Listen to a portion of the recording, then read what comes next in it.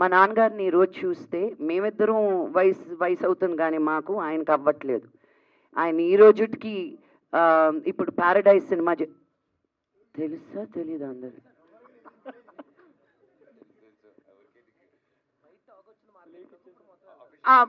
నేను చెప్పాను పోండి, మరి నాని ఏమనుకోడు. అఫీషియల్గా రాలేదా? ఓ అనుకున్నా, విన్నానండి నేను. చెస్ దొరికేసానా ఏంటి? ఓ చేస్తే అని విన్నానండి, ఇంకో సినిమా ఏదో చేస్తున్నారని.